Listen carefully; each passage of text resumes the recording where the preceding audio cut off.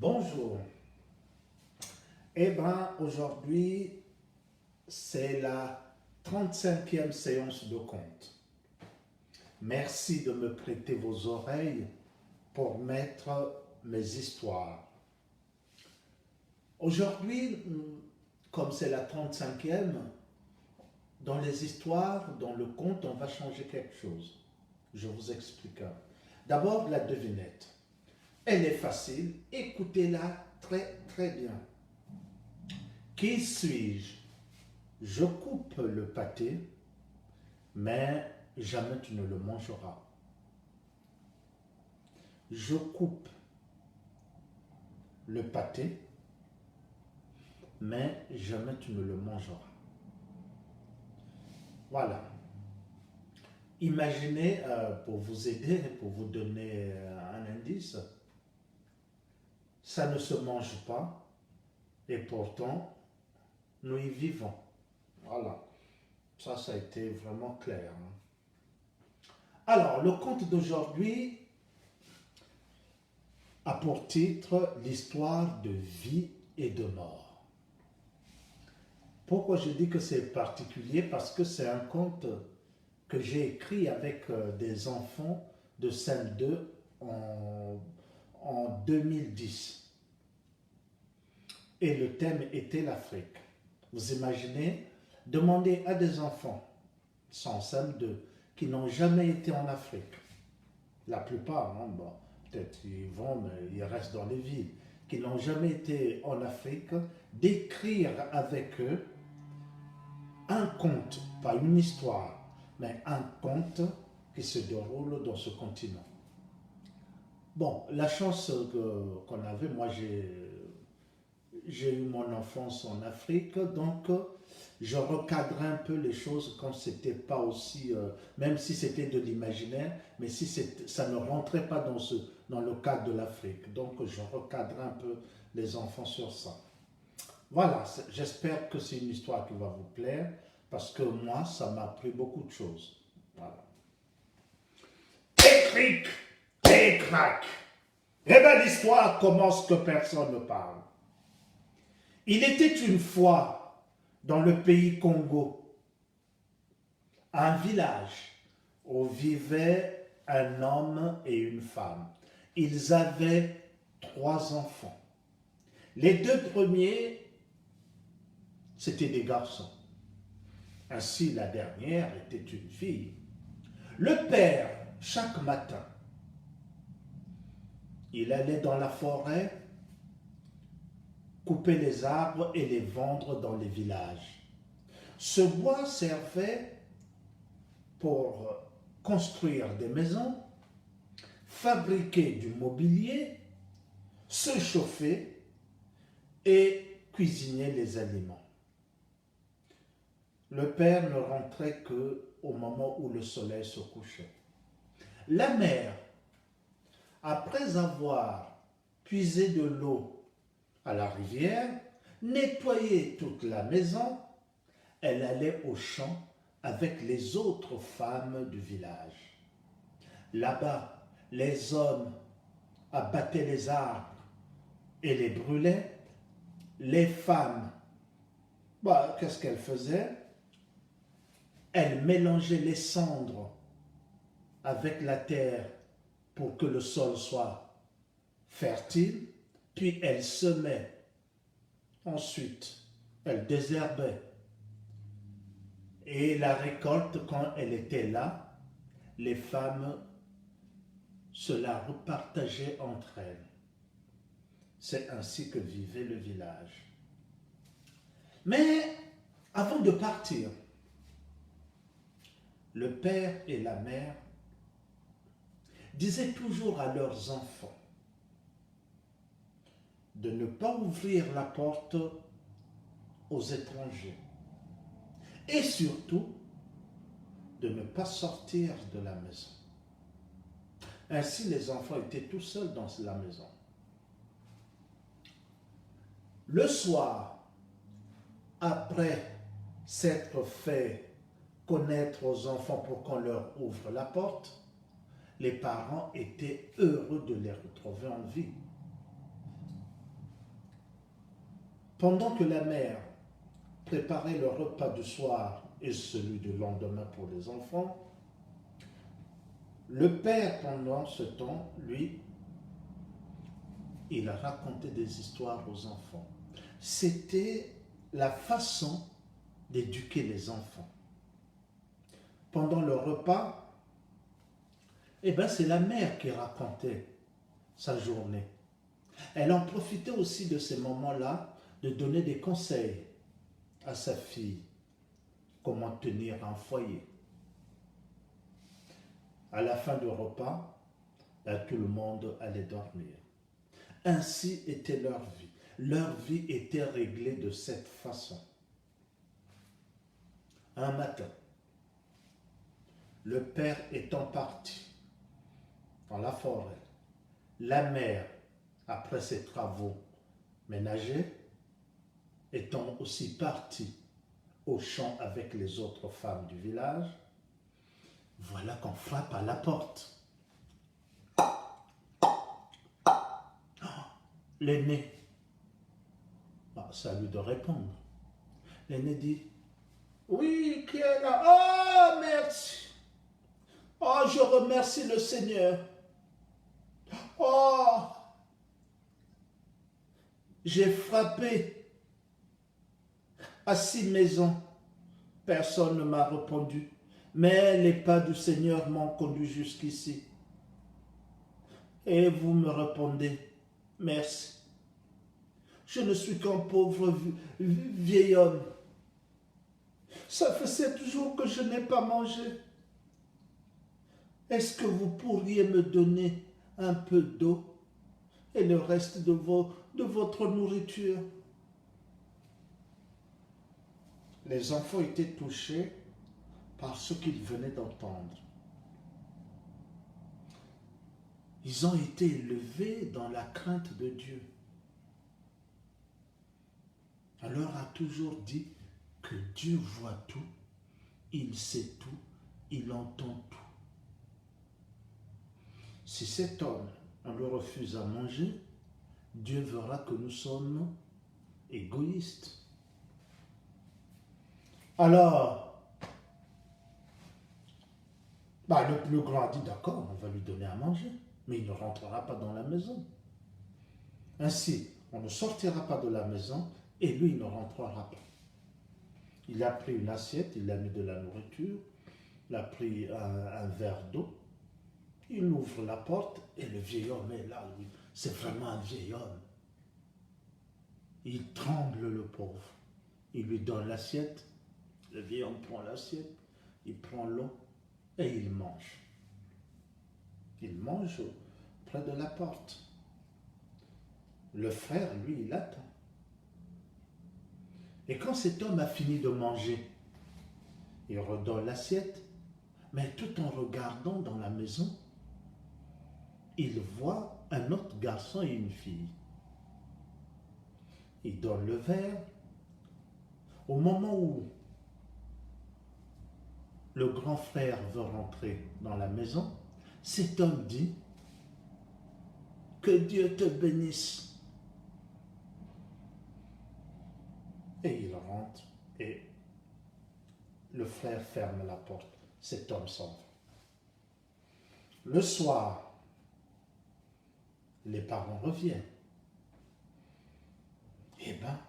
Les 3 enfants ne disent pas ce qui s'est passé le matin. Pour les parents, c'est bien. Il n'y a pas eu de soucis. Le lendemain, quand les parents sont partis, cet homme est revenu. Il a frappé à la porte. L'aîné a demandé, oui, qui est là? Oh, ce n'est que moi. Hier, vous m'avez donné à manger et vous m'avez donné de l'eau. Cette nuit, Dieu m'a dit, retourne voir ses enfants. Alors je suis revenu. Donnez-moi un peu de nourriture et un peu d'eau.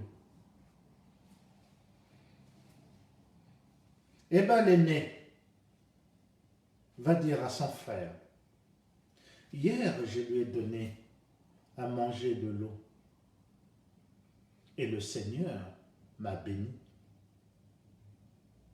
À ton tour, va lui donner de la nourriture et de l'eau pour que tu sois béni. Eh bien, le cadet, il a fait ce que lui disait son frère. Il est allé chercher de la nourriture, de l'eau. Il a ouvert la porte, cet homme était là. Et cet homme a vu que ce n'était pas le même enfant. Il a pris l'assiette, il a pris l'eau et il a mangé. Il a bu et quand il a fini de manger, il a donné l'assiette et le verre. Et là, il a dit à ce jeune homme, que Dieu te bénisse. Le jeune homme est rentré, il a fermé la porte. Cet homme est parti. Le soir, les parents sont rentrés. Non, ils n'ont rien dit. Et le surlendemain, cet homme est revenu. Il a frappé à la porte. L'aîné a demandé, oui, qui est là? Ah, ce n'est que moi, le vieil homme, à qui vous donnez toujours de la nourriture et de l'eau. Ah, cette fois-ci, je suis venu pour une dernière fois, car Dieu m'a dit de continuer mon chemin. Donnez-moi un peu de nourriture et de l'eau, je vais partir. Les deux frères ont regardé leur sœur et ensemble ils ont dit, à toi de lui donner de l'eau et de la nourriture pour que tu sois béni. La pauvre sœur, je dis pauvre parce que peut-être qu'elle n'était pas d'accord, elle est allée chercher la nourriture, de l'eau, elle a ouvert la porte. Et quand cet homme a vu que c'était le tour de la sœur, il s'est déplacé. C'est comme s'il avait peur. Et il est parti, il a poussé. La sœur se retrouve avec son assiette et un verre. Elle dit, mais pourquoi il a peur? Il dit, mais tenez, prenez la nourriture et l'eau pour que Dieu puisse bénir notre maison. Cet homme s'est arrêté. Sans méfiance, la sœur est allée vers lui. Elle tendait l'assiette et le verre. Cet homme, c'est comme il s'est courbé et tout à coup dans sa main, il a tiré un gourdin et il a tapé sur la fille. Pah! La pauvre est tombée. Elle s'est évanouie. Et cet homme, rapidement, avec une force incroyable, il a mis la fille dans un sac qu'il avait derrière le dos. Et il est parti en courant. Un peu plus loin, en réalité, ce n'était pas un vieillard. Il a enlevé son déguisement. Tout ce qu'il avait mis, c'était un jeune homme. Et il est parti avec la fille. Pendant ce temps, les deux frères, dans la maison, à un moment, ils se sont dit, mais pourquoi notre sœur ne rentre pas? D'habitude, cet homme mange rapidement. Et ils vont sortir. Et ils regardent, il n'y a plus de sœur. Tout ce qui reste, c'est l'assiette qui est tombée par terre et le verre. Oh, notre sœur n'est pas là. Notre sœur a été kidnappée par ce vieil homme. Oh mon Dieu, qu'allons-nous dire à nos parents? Et ils vont se mettre près de la porte en train de pleurer. Le soir, les parents viennent. De loin, ils ont le sentiment qu'il s'est passé quelque chose puisque la porte est ouverte. Ils courent, ils arrivent, et là, ils voient leurs deux garçons en train de pleurer. Le père demande, mais qu'est-ce qui s'est passé? L'aîné, notre sœur a été enlevée. Mais comment votre sœur peut être enlevée? C'est parce que cela faisait 3 jours, un homme venait ici et frappant, lui donnait à manger parce qu'il nous donnait de la grâce. Ah bon? Et pourquoi vous ne nous l'avez pas dit? Oh, mais on ne faisait pas du mal. On savait que c'est Dieu qui le guidait ici. Oh, mes enfants, le père était en colère. Peut-être parce qu'il aimait beaucoup sa fille. Et là, il va dire une parole sous le coup de la colère. Vous allez me chercher votre sœur. Mais père, on ne sait pas. J'ai dit, vous allez me chercher votre sœur et vous ne reviendrez ici qu'avec votre sœur. Qu'est-ce qu'il pouvait dire de plus? Peut-être que la mère n'était pas d'accord, mais n'avait pas droit à la parole. Bon, les 2 garçons sont allés dans la chambre. Et l'aîné va dire à son frère, à son cadet, reste, toi tu restes, c'est de ma faute. C'est moi qui ai ouvert la porte. Ce que je te demande, si dans 7 jours, je ne suis pas revenu, à ton tour de me chercher. D'accord? Dis d'accord. Le lendemain, la mère, elle a fait un sac de voyage, c'est-à-dire qu'elle a mis de la nourriture dedans. Et le frère est parti. Il marche, il marche, il marche. Est-ce que c'est le bon chemin? Il n'en sait rien. Mais son intuition dit de suivre ce chemin. Il marche, il marche, il marche. Il marche toute la journée. Le soleil commence à se coucher. Il faut que je me trouve un endroit pour dormir. Il est dans une forêt. Il grimpe à un arbre et il va dormir en haut d'un arbre. Et le lendemain, il redescend. Il marche. Après avoir mangé quelque chose pour avoir un peu de force. Et il sort de la forêt. Il est maintenant dans la savane. Il marche, il marche. Ses pas l'emmènent dans un village. C'est le jour de marché. Alors il demande aux gens, s'il vous plaît, avez-vous vu un vieil homme avec une petite fille? Non. Il demande au nord. On lui dit non. Il demande au sud. Il demande à l'est du marché, à l'ouest du marché. Il demande là-haut. Il demande en bas. Rien. Là, il continue son voyage. Il marche, il marche. La nuit va tomber. Mais au loin, il a vu une maison. Il s'en approche, il frappe à la porte. On lui ouvre. On le reçoit. Il pose sa question. Est-ce que vous avez vu un vieil homme avec une fille passer par ici? Les gens disent, on a vu un homme, pas un vieil homme, effectivement avec une fille qui semblait ne pas être d'accord avec lui. Mais ils sont passés.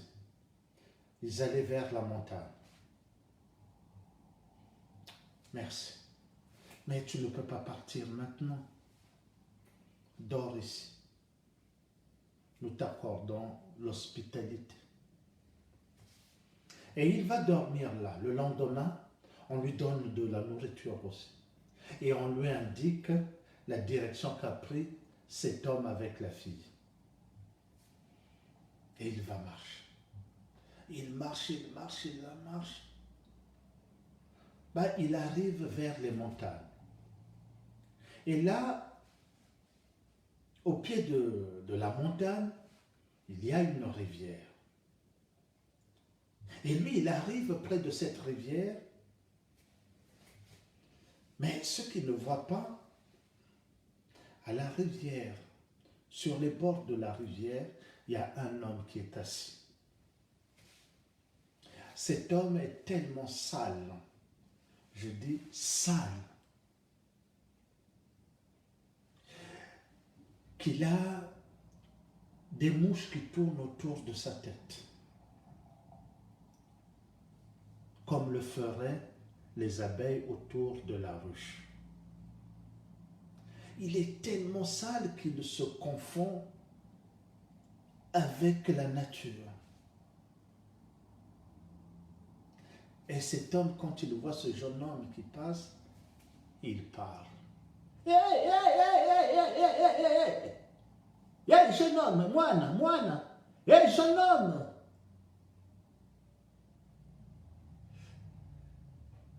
Pourrais-tu me donner du pain si tu l'as dans ton sac? Le mien, il est dur comme la pierre de ce chemin. L'aîné a frémi quand il a entendu cette voix. On l'appelait moine. Moine signifie petit. Donc, il a du pain dans son sac. On le lui a donné. Mais il se dit, pourquoi je donnerais du pain à ce déchet humain? Il dit, non, je n'ai pas de pain. Oh. Il continue son chemin. Il grimpe la montagne. Il arrive au sommet. Et là, il voit une maison avant de redescendre la montagne. Il arrive devant cette maison, il frappe à la porte. La porte s'ouvre. Il y a un homme qui lui ouvre la porte. Et cet homme, quand il voit ce jeune homme, il a un mouvement de recul. Mais l'aîné ne se rend pas compte de rien. Il dit,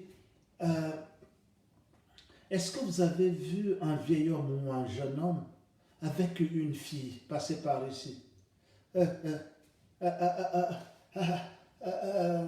Quel est-tu beau? Attends, c'est ce qu'il lui dit. Attends. Et il rentre dans la maison. Lui, tout bêtement, il est là, il attend. Et l'autre, il est allé chercher son gourdin.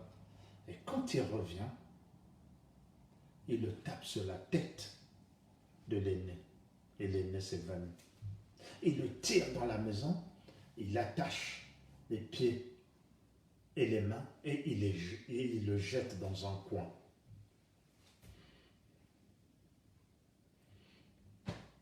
Et oui, il l'a jeté dans un coin.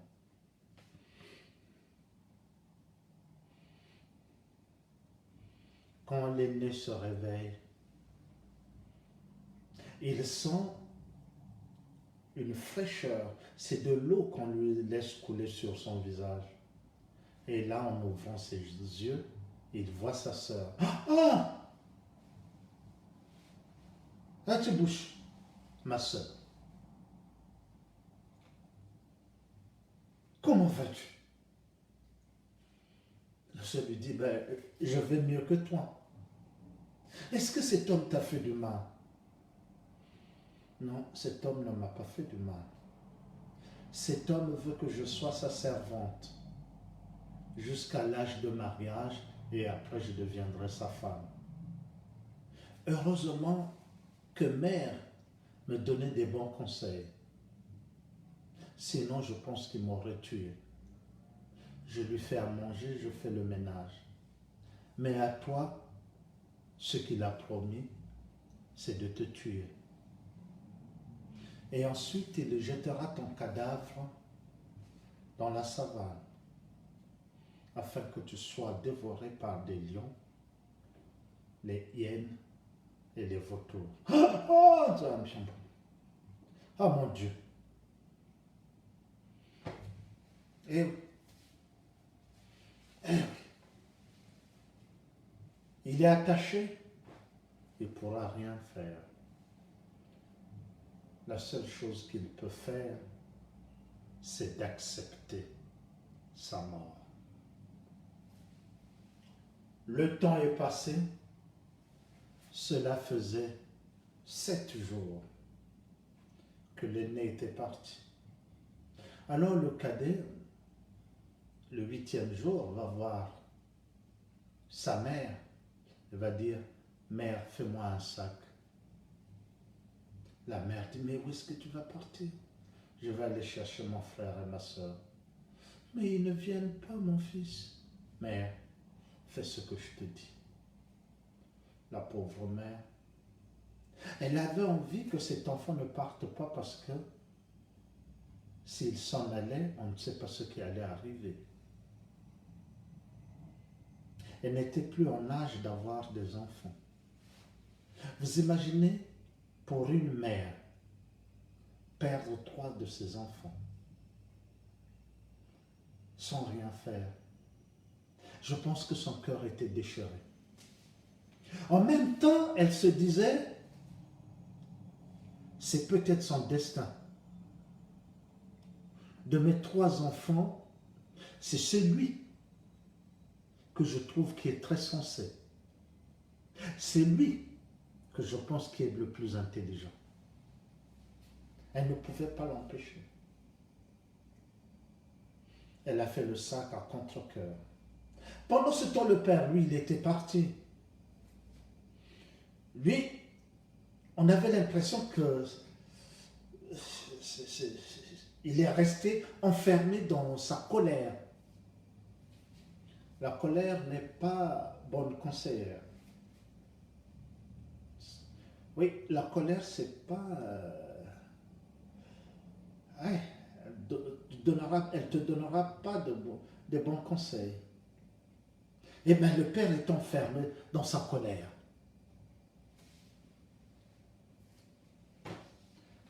Au moins, la mère, elle acceptait. C'était le destin, c'était... Est-ce que c'est... Parce que c'est une histoire qui se passe dans le pays Congo. Est-ce que c'était pas le fait que dans cette tradition, le père n'est que biologique, il n'est pas social? Bon, pour ceux qui viennent de ces pays-là, ils savent qu'est-ce que ça signifie. En fait, le père nous donne naissance à un enfant qui ne lui appartient pas parce qu'il ne fait pas partie de sa famille. La famille telle que le père, la mère et les enfants n'existent pas. Oui. Cette famille, elle est matrilinéaire. C'est-à-dire que les enfants sont attachés à leur mère et c'est ça qui constitue la famille. C'est peut-être ça qui faisait que la mère puisse accepter à contre-cœur, difficilement, que cet enfant peut-être sauvera les autres. Ben, il est parti. Il est parti. Il a marché pendant toute la journée. Et la nuit, il est arrivé là où s'était arrêté son frère. Lui aussi, il a eu, c'est pas l'instinct de ne jamais dormir par terre. On ne sait pas ce qui peut vous arriver. Mais en haut d'un arbre, on voit ce qui se passe. Et le lendemain, il est reparti. Il a marché longtemps. Et il est arrivé dans ce village. Il a posé la question, la même question, il a eu les mêmes réponses que son frère. Il a continué. Et il est arrivé devant cette maison. Il a frappé. Il est reçu, comme l'a été son frère. Il a posé la même question. Il a eu la même réponse. Et on lui a proposé l'hospitalité. Il est resté et le lendemain, on lui a montré la direction qu'avait pris l'homme avec la fille et son frère. Il est parti sur ce chemin. Il est arrivé au pied de la montagne. Là, il y avait une rivière. Au bord de la rivière était assis un homme qui était très sale. Quand je dis sale, il était sale. Il y avait des mouches qui tournaient autour de lui. Et quand cet homme a vu le jeune homme passer, il lui a dit, « Jeune homme, à moi là !» Petit, l'enfant, tu n'as pas du pain dans ton sac? Ah, le mien, il est tellement dur, je ne peux pas le manger. Eh bien, le jeune homme s'est arrêté. Ah, oh, oh, Zambi, oh mon Dieu. D'abord, laissez-moi